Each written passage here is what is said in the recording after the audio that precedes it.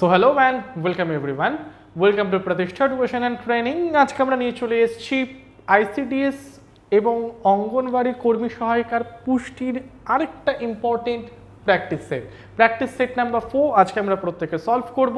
এবং যারা যারা আজকে আমরা এই কোশ্চেন সলভে পার্টিসিপেট করব তারা কিন্তু প্রত্যেকের অ্যান্সারটাকে আমরা কমেন্ট বক্সের মধ্যে অবশ্যই জানাবো যে আমরা আজকের এই প্র্যাকটিস সেটটার পুষ্টির এই প্র্যাকটিস সেটটার ঠিক কতগুলো প্রশ্ন আমরা সলভ করতে পারলাম, কত নাম্বার আমরা পেলাম, এই প্রত্যেকটা নাম্বারকে কিন্তু আমরা কমেন্ট বক্সে শেয়ার করব।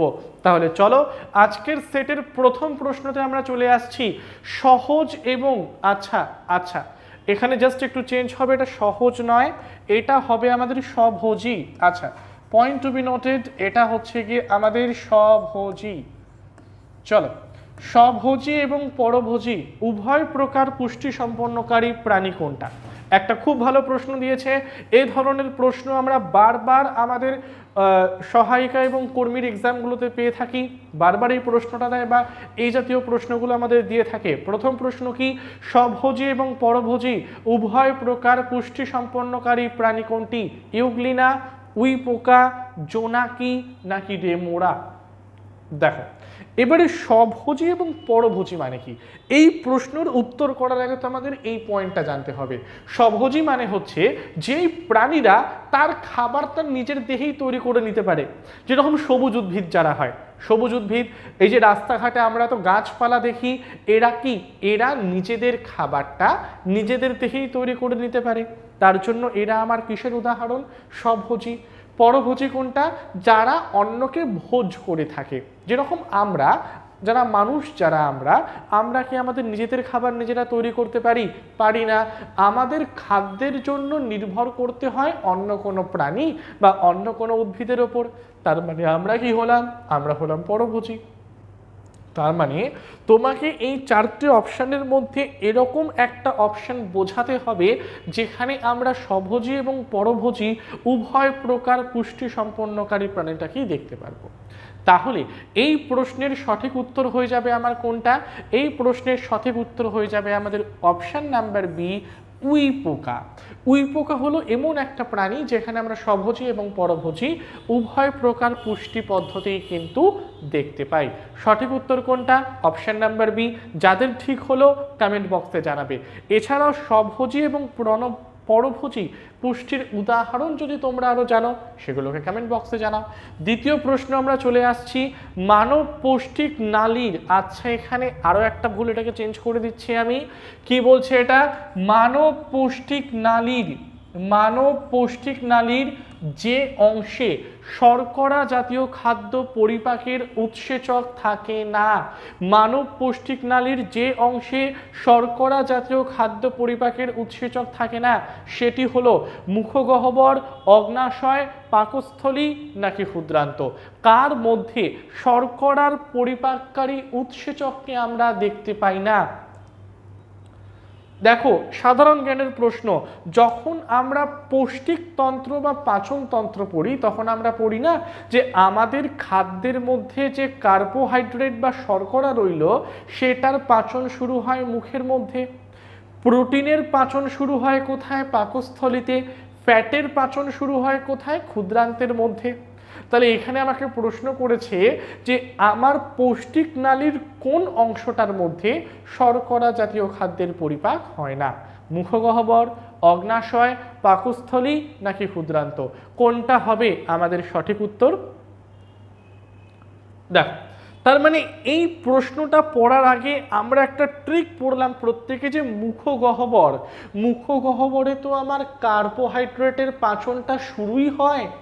মুখগহ্বরের মধ্যে বা বাক্টাল ক্যাভিটির মধ্যে আমার তো কার্বোহাইড্রেট বা শর্করার পাচনটা শুরু হয়ে যায়। তার মানে আমি কি করে বলতে পারি যে এই অংশের মধ্যে শর্করার পাচন হয় না? এটা তো আমাদের প্রমাণিত সত্য, ধ্রুব সত্য, কারণ মুখগহ্বরের মধ্যেই শর্করার পাচনটা আমার শুরু হয়। তাহলে আমরা কোনো মতেই বলতে পারি না যে হবে না এটা।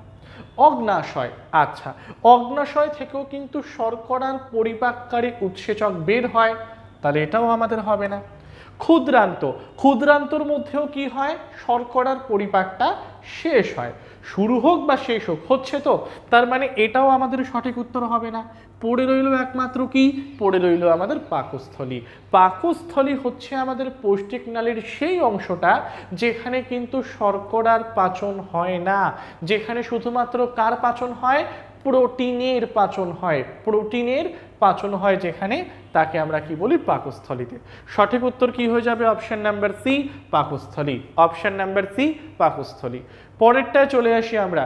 মানব পৌষ্টিক নালীতে খাদ্য পরিপাকের জন্য উৎসেচক ছাড়া যেটি প্রয়োজন সেটি হলো, মানব পৌষ্টিক নালীতে খাদ্য পরিপাকের জন্য উৎসেচক ছাড়া আর যেটি প্রয়োজন সেটি কি?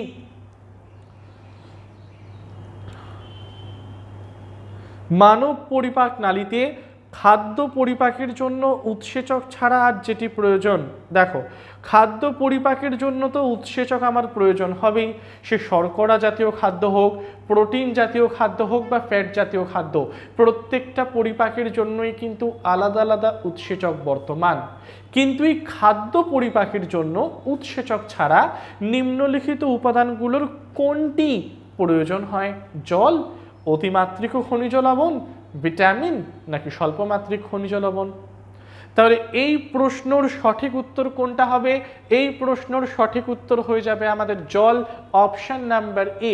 মানব পৌষ্টিক নালীতে খাদ্য পরিপাকের জন্য উৎসেচক ছাড়াও আর যেটির প্রয়োজন হয় সেটা হচ্ছে গিয়ে আমাদের কিন্তু জলটা।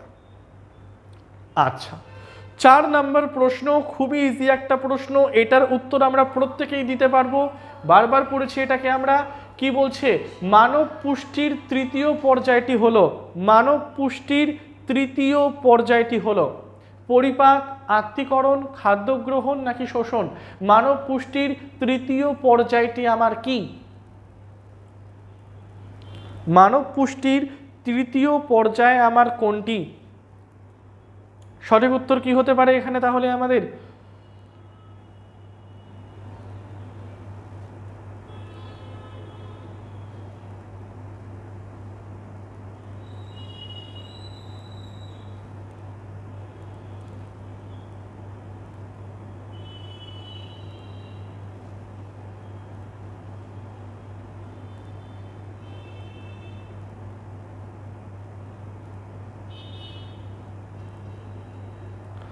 আচ্ছা, তাহলে আমরা পুষ্টির পর্যায়গুলোকে দেখে নিই। পুষ্টির প্রথম পর্যায়টা হচ্ছে গিয়ে আমাদের খাদ্য গ্রহণ, কারণ পুষ্টির জন্য দরকার হচ্ছে গিয়ে খাদ্যের পরিপাক, আর খাদ্য পরিপাকের জন্য তো আমার খাদ্যটাকে খেতে হবে, তাহলে খাদ্য গ্রহণ হচ্ছে গিয়ে আমাদের পুষ্টির প্রথম ধাপ। এবারে খাবারটাকে তো খেয়ে নিলাম, সেই খাবারটাকে আমার সরল খাদ্যে পরিণত করা, খাদ্য গ্রহণ, তারপর সেই খাবারটা সরল খাদ্যে পরিণত হওয়া, মানে খাদ্যটাকে ভেঙে টুকরো টুকরো চেঞ্জ করা। তাহলে খাদ্যটার সরল খাদ্যে পরিণত হওয়া, এটাকে আমরা কি বলি? এটাকে আমরা বলি হচ্ছে কি পাচন। তারপর সরল খাদ্য থেকে পুষ্টিটাকে শোষণ করে নেওয়া, সরল খাদ্য, সেখান থেকে পুষ্টিটাকে আমি শোষণ করে নিচ্ছি। তাহলে 3 নম্বর ধাপটা আমার কি হবে? 3 নম্বর ধাপটা হবে আমাদের শোষণ। এবারে খাদ্য থেকে তো পুষ্টিরসটাকে আমি শোষণ করে নিলাম, এবারে পুষ্টিরসটাকে আমায় সারা দেহে পাঠাতে হবে। এই সারা দেহে পাঠানো পুষ্টিরসটাকে সারা দেহে পাঠানো, এটাকে বলা হয় কি? এটাকে বলা হয় আমাদের আত্তীকরণ। কি বলা হয় এটাকে? এটাকে বলা হয় আমাদের আত্তীকরণ। আর আত্তীকরণ করার পর খাদ্যের যে ছিবড়েটা আমার পড়ে রইল সেটাকে দেহের বাইরে বের করে দিতে হবে, যেটাকে আমরা কি বলি? যেটাকে আমরা বলছি হলো কি রাপেজ। তাহলে এটা হলো খাদ্য পরিপাকের 3টে ধাপ: খাদ্য গ্রহণ, পাচন, শোষণ, আত্তীকরণ এবং রাপেজ। তাহলে তৃতীয় ধাপ এখানে কোনটা হচ্ছে? তৃতীয় ধাপ হয়ে যাচ্ছে আমাদের অপশন নাম্বার সি, যেটাকে আমরা কি বলছি? যেটাকে আমরা বলছি হলো কি শোষণ। তাহলে অপশন নাম্বার ডি হয়ে যাচ্ছে আমাদের শোষণ। 1 2 3 4 5, 3 নম্বরে কি? 3 নম্বরে হচ্ছে আমাদের শোষণটা। ওকে, তাহলে 3 নাম্বার হচ্ছে কি শোষণ। দেখো, মানব পুষ্টির তৃতীয় পর্যায় কোনটি? সেটি হলো আমাদের শোষণ। নিচের উৎসেচক, যে উৎসেচকটি প্রোটিন পরিপাকে সাহায্য করে সেটি কোনটা? নিচের কোন উৎসেচক আমার প্রোটিন পরিপাকে সহায়তা করে? ট্রিপসিন, মল্টেজ, লাইপেজ নাকি লাইসোজাইম? নিচের কোন উৎসেচকটি প্রোটিন পরিপাকে সহায়তা করে? প্রোটিন পরিপাকে সহায়তা করে এমন উৎসেচক কোনটি? সঠিক উত্তর কি হবে? সঠিক উত্তর হয়ে যাবে আমাদের অপশন নাম্বার এ, যেটাকে আমরা বলছি হলো কি ট্রিপসিন। সঠিক উত্তর কোনটা? অপশন নাম্বার এ, ট্রিপসিন, যেটা কিন্তু আমার প্রোটিন পরিপাকে সহায়তা করে থাকে। কোনটা? Trypsin, option number A. আচ্ছা, প্রত্যেকের জন্য একটা কথা বলতে চাই পরবর্তী প্রশ্নে যাওয়ার আগে।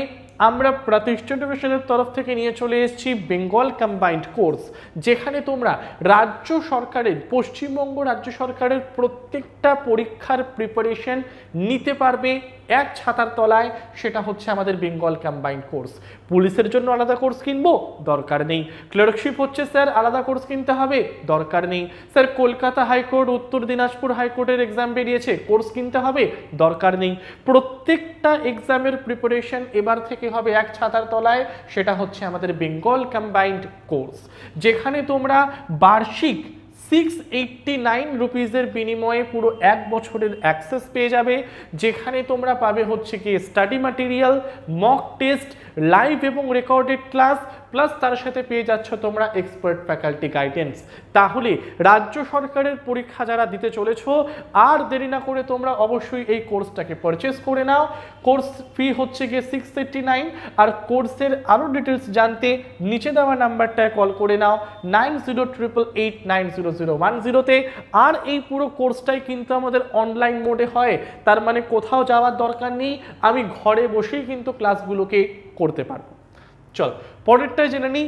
যে প্রোটিন পরিপাককারী উৎসেচকটি মানব দেহে থাকে না, যে প্রোটিন পরিপাককারী উৎসেচকটি মানব দেহে থাকে না সেটি কোনটা?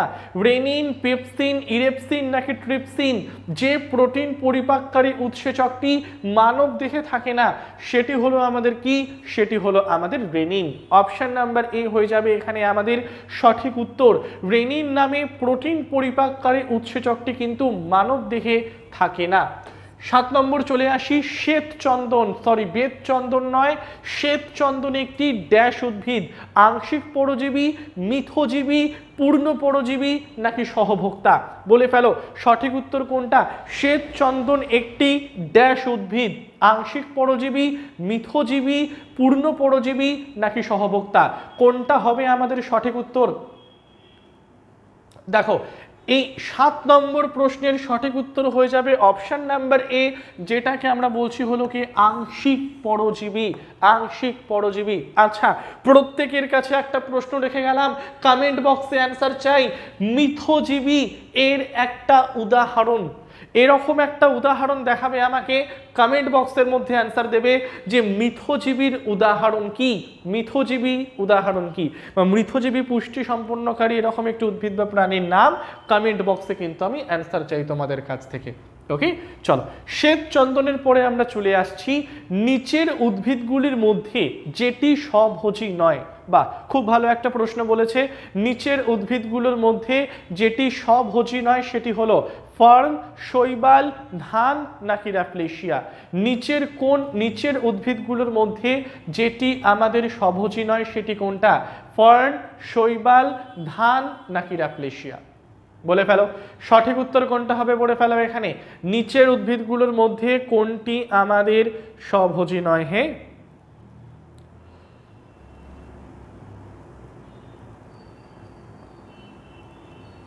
ওকে, তাহলে যেটা উত্তর এটা হচ্ছে আমাদের অপশন নাম্বার ডি, র্যাফলেশিয়া।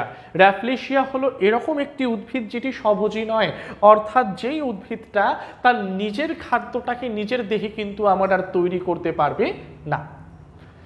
মৃতজীবী পুষ্টি সম্পন্নকারী সপুষ্পক উদ্ভিদ কোনটি? বা খুব ভালো একটা প্রশ্ন, এরকম আপকামিং এক্সামগুলোতে কিন্তু এই ধরনের প্রশ্ন বারবার দেখতে পাবো আমরা। কি বলছে? মৃতজীবী পুষ্টি সম্পন্নকারী সপুষ্পক উদ্ভিদ কোনটা? মনোট্রোপা, আম গাছ, র্যাফলেশিয়া নাকি চন্দন? মনোট্রোপা, আম গাছ, র্যাফলেশিয়া নাকি চন্দন? মৃতজীবী পুষ্টি সম্পন্নকারী সপুষ্পক উদ্ভিদটি হলো, খুব সুন্দর একটা একটা প্রশ্ন, এবং এই প্রশ্নটা নোট ডাউন করে নাও, ভেরি ভেরি ইম্পর্টেন্ট, তোমাদের এক্সামে কিন্তু দিতে পারে। মৃতজীবী পুষ্টি সম্পন্নকারী সপুষ্পক উদ্ভিদ কোনটি? সঠিক উত্তর কোনটা? সঠিক উত্তর হয়ে যাবে আমাদের মনোট্রোপা, অপশন নাম্বার এ, মনোট্রোপা মৃতজীবী পুষ্টি সম্পন্নকারী সপুষ্পক উদ্ভিদ। 10 নম্বর প্রশ্নে চলে আসি, স্বভোজী এবং পরভোজী উভয় প্রকার পুষ্টি সম্পন্নকারী উদ্ভিদ কোনটা? বা আরেকটা দিয়েছে, এই প্রশ্নটাকে আমরা করে এলাম আগেই, কিন্তু এইটার আরেকটা উদাহরণ থেকে আমাদের পরীক্ষায় প্রশ্নটা দিয়েছে। কি বলছে? যে স্বভোজী এবং পরভোজী উভয় প্রকার পুষ্টি সম্পন্নকারী উদ্ভিদটি হলো অর্কিড, স্বর্ণলতা, কলসপত্রী নাকি পাইন? সঠিক উত্তর কোনটা হবে? স্বভোজী এবং পরভোজী উভয় প্রকার পুষ্টি সম্পন্নকারী উদ্ভিদটি হলো অর্কিড, স্বর্ণলতা, কলসপত্রী নাকি পাইন? সঠিক উত্তর কি হবে? সঠিক উত্তর হয়ে যাবে আমাদের অপশন নাম্বার সি, কলসপত্রী। সঠিক উত্তর কি হবে? অপশন নাম্বার সি, কলসপত্রী। ওকে, কলসপত্রীকে আমরা অনেক সময় পতঙ্গভুক বলে থাকি, কারণ কি হয়, দেহটা আমার কলসের মতো হয়, এবারে পতঙ্গটা যদি আমার সেই কলসি বা কলসের মধ্যে একবার পড়ে যায়, ও কি করে পুরোটাকে আটকে দেয়, আটকে দিয়ে কি করে পতঙ্গটাকে একদম নিংড়ে নিয়ে তার পুষ্টিরসটাকে নিয়ে নেয়, তারপর সে বেঁচে থাকে। ওকে, তো সঠিক উত্তর আমাদের কলসপত্রী। আচ্ছা, প্রত্যেককে বলতে চাই, যারা আপকামিং বা আগামী দিনে আসা প্রত্যেকটা অঙ্গনওয়াড়ি কর্মী এবং সহায়িকার পরীক্ষাগুলো যারা আপনারা দিতে চলেছেন, তাদের জন্য আমরা প্রতিষ্ঠা এডুকেশনের তরফ থেকে নিয়ে চলে এসেছি স্টাডি ম্যাটেরিয়াল মহাকম্বো বা সিলেকশন সারথি, যেটা হচ্ছে কি অনলি 189 রুপিসে, যেখানে তোমরা প্রত্যেকটা material topic wise, subject wise প্রত্যেকটা ম্যাটেরিয়ালকে কিন্তু এক জায়গাতে পেতে পারো, এবং যেটা তোমাকে এক্সামগুলোকে ক্লিয়ার করতে একদম সামনের সারিতে নিয়ে চলে যেতে পারে। ওকে, তাহলে এই সিলেকশন সারথি স্টাডি ম্যাটেরিয়ালের মহাকম্বোটা তোমরা যদি পারচেস করতে চাও, তাহলে এই নাম্বারটায় কল করে জানতে পারো, বা আমাদের ওয়েবসাইটে গিয়েও তোমরা বা অ্যাপে গিয়েও তোমরা কিন্তু কিনে নিতে পারো। ফি কত? অনলি 189, এবং এইটার সম্বন্ধে আরও ডিটেলস জানতে নিচে দেওয়া নাম্বারটায় কল করে নাও 9088890010-তে। 11 নম্বর প্রশ্ন বলো, মানুষের মুখবিবরে লালা গ্রন্থির সংখ্যা কত? বা খুব ভালো একটি প্রশ্ন দিয়েছে, মানুষের মুখবিবরে লালা গ্রন্থির সংখ্যা কত? মানুষের মুখবিবরে লালা গ্রন্থির সংখ্যাটা আমার কত? ওকে, তাহলে মানুষের মুখবিবরে লালা গ্রন্থির সংখ্যা হচ্ছে গিয়ে আমাদের 6টি। এবারে লালা গ্রন্থি কি কি হয়? একটা হচ্ছে গিয়ে কানের নিচে থাকে, প্যারোটিড। নেক্সট হচ্ছে গিয়ে সাবম্যাক্সিলারি, 3 নাম্বার হচ্ছে গিয়ে সাবলিঙ্গুয়াল। প্রত্যেকটা দুটো করে, সংখ্যায় হচ্ছে আমার কটা? 6টা। তার মানে এই লালা গ্রন্থির প্রধান কাজ হচ্ছে গিয়ে স্যালাইভাটাকে বের করা, যেটা কিন্তু আমার কার্বোহাইড্রেট বা শর্করাকে ডাইজেস্ট করতে বা পাচন করতে কিন্তু সহায়তা করে। নেক্সট বলো, একটি মিথজীবী উদ্ভিদের উদাহরণ।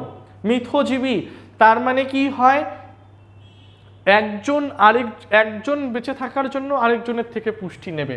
সঠিক উত্তর হয়ে যাবে এখানে option number A, lichen. Lichen হচ্ছে গিয়ে কার কার সংমিশ্রণ? আমি বলি ছত্রাক, আরেকটা হচ্ছে গিয়ে শৈবাল। ছত্রাক এবং শৈবাল এই দুটো একে অপরের সাথে মিলিত হয়, তৈরি করে আমার লাইকেনকে। তার মানে ছত্রাক বেঁচে থাকার জন্য পুষ্টি নেবে কার থেকে? শৈবালের কাছ থেকে। শৈবাল বেঁচে থাকার জন্য পুষ্টি নেবে কার থেকে? ছত্রাকের থেকে। এবং এই দুয়ে মিলে কি তৈরি করবে? লাইকেনটা, যেটা কিন্তু আমার একটা মিথজীবী উদ্ভিদের উদাহরণ। তাহলে question number 12, option number A হয়ে যাবে লাইকেন। 3 নম্বরটা বলো, মানব দেহে শক্তির দৈনন্দিন চাহিদার জন্য যত শতাংশ শর্করা থেকে উৎপন্ন হয়? আচ্ছা, মানে আমাদের দেহে দৈনিক যতটা শক্তির প্রয়োজন হয়, সেটা শর্করা থেকে কতটা পার্সেন্টে আসে? মানে যদি 100% হয় আমার দেহে শক্তির চাহিদা, এই 100%-এর মধ্যে শর্করা কত পার্সেন্ট প্রোভাইড করে? সঠিক উত্তর কোনটা? সঠিক উত্তর হচ্ছে অপশন নাম্বার এ, 55 থেকে 60। তার মানে যদি আমরা 100% শক্তি ধরি, তার মধ্যে 55 থেকে 60% শক্তি কোথা থেকে আসে? আমার শর্করা থেকে আসে। নেক্সট বলো, প্রোটিনের পরিমাণটা কি? আমাদের দেহে দৈনন্দিন শক্তির চাহিদার যত শতাংশ প্রোটিন থেকে উৎপন্ন হয়, তার সংখ্যাটা কি? আমরা তো শর্করা পড়লাম, শর্করা হচ্ছে গিয়ে কত পড়লাম এর আগেরটায়? এবারে প্রোটিন আমার কত থাকে? প্রোটিন থাকে হচ্ছে গিয়ে আমাদের অপশন নাম্বার সি 10 থেকে 15%। ওকে, আচ্ছা। আর তাহলে স্নেহ পদার্থ কি বলছে প্রশ্নটা? আমাদের দেহে শক্তির দৈনন্দিন চাহিদার জন্য যত শতাংশ স্নেহ পদার্থ থেকে উৎপন্ন হয় তা হলো, আমাদের দেহে শক্তির দৈনন্দিন চাহিদার জন্য যত শতাংশ স্নেহ পদার্থ থেকে উৎপন্ন হয় তা হলো, পার্সেন্টেজটা জেনে নাও। এটাও হচ্ছে কি আমার কত? বি 25 থেকে 30% পর্যন্ত। ওকে, তাহলে ফ্যাট বা স্নেহ পদার্থ 25 থেকে 30, প্রোটিন হচ্ছে গিয়ে 10 থেকে 15, শর্করা হচ্ছে গিয়ে 55 থেকে 60। মিলিয়ে মিশিয়ে দেখো তোমরা অ্যান্সার পেয়ে যাচ্ছ 100টার মতো। আচ্ছা, 16 নম্বর প্রশ্ন, মানব দেহে অপাচ্য কার্বোহাইড্রেট বা শর্করা কোনটি? মানব দেহে অপাচ্য কার্বোহাইড্রেট বা শর্করা কোনটি? মল্টোজ, গ্লুকোজ, সুক্রোজ নাকি সেলুলোজ? মানব দেহে অপাচ্য কার্বোহাইড্রেট কোনটা? মল্টোজ, গ্লুকোজ, সুক্রোজ নাকি সেলুলোজ? সঠিক উত্তর কি হবে? সঠিক উত্তর হয়ে যাবে অপশন নাম্বার ডি, সেলুলোজ। অর্থাৎ যেটা আমার দেহে পাচিত হয় না কিন্তু কনস্টিপেশন বা কোষ্ঠকাঠিন্য দূর করতে সাহায্য করে, কে? আমার এই সেলুলোজটা, যার জন্য এটাকে আমরা কি বলি? অপাচ্য কার্বোহাইড্রেট বলে চলি। 17 নম্বরটায় চলে আসি আমরা, কি বলছে? নিচের যেটি অত্যাবশ্যকীয় ফ্যাটি অ্যাসিড নয়। অর্থাৎ অত্যাবশ্যকীয় ফ্যাটি অ্যাসিড মানে কোনটা? যেটা আমার দেহে তৈরি হয় না কিন্তু পুষ্টির জন্য দরকারি, তার জন্য সেটাকে বাইরে থেকে আমায় নিতে হবে। তাহলে নিচের যেটি অত্যাবশ্যকীয় ফ্যাটি অ্যাসিড নয় সেটি হলো লিনোলেনিক, অ্যারাকিডোনিক, অ্যাসকর্বিক নাকি লিনোলেইক। তাহলে এটার ক্ষেত্রে সঠিক উত্তর হয়ে যাবে option number C, ascorbic acid. এটা কিন্তু আমার অত্যাবশ্যকীয় ফ্যাটি অ্যাসিডই নয়, এটা কি হে? এটা হচ্ছে আমার ভিটামিন সি, আর ভিটামিন সি এর রাসায়নিক নাম কি? Ascorbic acid. তাহলে নিচের যেটি আমার অত্যাবশ্যকীয় ফ্যাটি অ্যাসিড নয় সেটি হচ্ছে আমার অ্যাসকর্বিক অ্যাসিডটা। 18তে আমরা চলে আসছি, আমাদের দেহের কোন পাচক রসটিতে নীল লিটমাস কাগজ ডোবালে লিটমাস কাগজটি লাল হয়ে যাবে? তাহলে এখানে আমাদের প্রথম ধারণা কি রাখা উচিত? নীল লিটমাস কাগজ কখন লাল হয়? অর্থাৎ সেটা হচ্ছে গিয়ে অ্যাসিড থাকতে হয়। তার মানে অ্যাসিড আমার কোথায় থাকে? পাকস্থলী রসের মধ্যে। কারণ পাকস্থলী রসে থাকে HCl, হাইড্রোক্লোরিক অ্যাসিড, যেটা আমার কি করে? এই HCl বা হাইড্রোক্লোরিক অ্যাসিডটার কাজ কি? HCl বা হাইড্রোক্লোরিক অ্যাসিডের কাজ হচ্ছে নীল লিটমাসটাকে লাল লিটমাসে আমার চেঞ্জ করে দেওয়া। কেন হয়? কারণ তার মধ্যে HClটা আমার মিশে আছে তাই। আচ্ছা, 18 নম্বরের পরে 19 নম্বরে চলে আসছি, ট্রিপসিন যে জাতীয় উৎসেচক তা হলো, ট্রিপসিন যে জাতীয় উৎসেচক তা হলো, ট্রিপসিন কি করে? ট্রিপসিন আমার প্রোটিনটাকে ভাঙতে হেল্প করে। ট্রিপসিন হচ্ছে প্রোটিন ভঙ্গকারী উৎসেচক। তাহলে সেটা আমার প্রোটিওলাইটিক হবে, লাইপোলাইটিক হবে, অ্যামাইলোলাইটিক হবে নাকি হাইড্রোলাইটিক হবে? তাহলে ট্রিপসিন যেহেতু আমার প্রোটিনটাকে ভাঙছে তাহলে এটা হবে আমার কি? প্রোটিওলাইটিক উৎসেচকের উদাহরণ। আচ্ছা, 20 আমরা দেখে নিই, হস্টেরিয়া কি? খুব ভালো একটি প্রশ্ন, বারবার এসেছে এবং আপকামিং এক্সামগুলোতে আসতেও পারে। হস্টেরিয়া কি? উৎসেচক, চোষক মূল, পরজীবী নাকি ভিটামিন? উৎসেচক, চোষক মূল, পরজীবী নাকি ভিটামিন? হস্টেরিয়া কি? সো হস্টেরিয়া হলো গিয়ে কিন্তু আমার একটা চোষক মূলের উদাহরণ। হস্টেরিয়াটা কি? হস্টেরিয়াটা কিন্তু আমার একটা চোষক মূলের উদাহরণ, অপশন নাম্বার বি। আচ্ছা, একটি মৃতজীবীর উদাহরণ হলো, একটি মৃতজীবীর উদাহরণ হলো, মৃতজীবীর উদাহরণটা কি হবে? মৃতজীবীর উদাহরণ হয়ে যাবে আমাদের অপশন নাম্বার এ, ইস্ট। আচ্ছা, স্বর্ণলতা কি ধরনের উদ্ভিদ? স্বভোজী, মৃতজীবী, মিথজীবী নাকি পরজীবী? স্বর্ণলতা কি ধরনের উদ্ভিদ? দেখো, স্বর্ণলতা হচ্ছে গিয়ে পরকে ভোজ করে, যে দ্যাট মিনস পরজীবী জাতীয় উদ্ভিদ। অর্থাৎ সে নিজের খাবারটা নিজে তৈরি করতে পারে না, তাকে অন্যের উপর নির্ভরশীল হতে হয়। আচ্ছা, প্রত্যেককে বলতে চাই, যারা আইসিডিএস এর কোর্স বা রাজ্য সরকারের অন্যান্য পরীক্ষার জন্য কোর্সগুলো কিনতে চাইছো, কোর্সের ডিটেলস জানতে চাইছো, স্টাডি ম্যাটেরিয়াল ফ্রিতে এবং ফ্রি ভিডিওস দেখতে চাইছো, তাহলে তোমরা অবশ্যই আমাদের ওয়েবসাইটে গিয়ে লগ ইন করতে পারো। ওয়েবসাইটটা কি? www.pratishta.co.in। এছাড়াও তোমরা অ্যাপ্লিকেশনে গিয়েও কিন্তু ডাউনলোড করে নিতে পারো এবং লগ ইন করে নিতে পারো। আর কোর্সের আরও ডিটেলস জানতে নিচে দেওয়া নাম্বারটায় কল করে নাও, 90 9088890010। আচ্ছা, ফিতাকৃমি এক ধরনের বহিঃপরজীবী, অন্তঃপরজীবী, মিথজীবী নাকি মৃতজীবী? দেখো, ফিতাকৃমি তো পরজীবী, কারণ অন্যের ওপর নির্ভরশীল, কিন্তু ফিতাকৃমি কি আমার দেহের ভেতরে থাকে নাকি দেহের বাইরে থাকে? অ্যান্সার কি করবে? না স্যার, ফিতাকৃমি তো আমার দেহের অভ্যন্তরে দেখতে পাওয়া যায়, তার জন্য ফিতাকৃমিকে আমরা কি বলবো? অন্তঃপরজীবী। তার মানে বেঁচে থাকার জন্য আমার ওপর নির্ভরশীল, দ্যাট মিনস পরজীবী, আর আমার দেহের মধ্যে থাকছে, তার জন্য এটা কি হবে? অন্তঃপরজীবী হবে। ক্ষণপদের সাহায্যে খাদ্য গ্রহণ করে কে? বা খুব ভালো একটি প্রশ্ন। ক্ষণপদের সাহায্যে খাদ্য গ্রহণ করে কে? অ্যামিবা, কেঁচো, মানুষ নাকি পিঁপড়ে?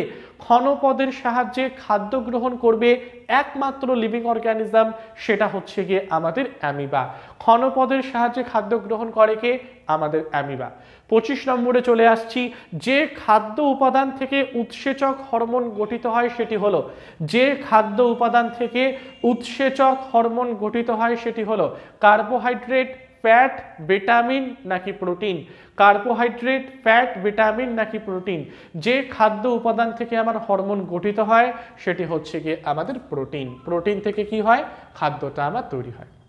তাহলে আজকে আমাদের এই কোশ্চেন অ্যান্সারের সেশন পুষ্টি সম্বন্ধে, পুষ্টির প্র্যাকটিস সেট 4 এই পর্যন্ত রাখবো।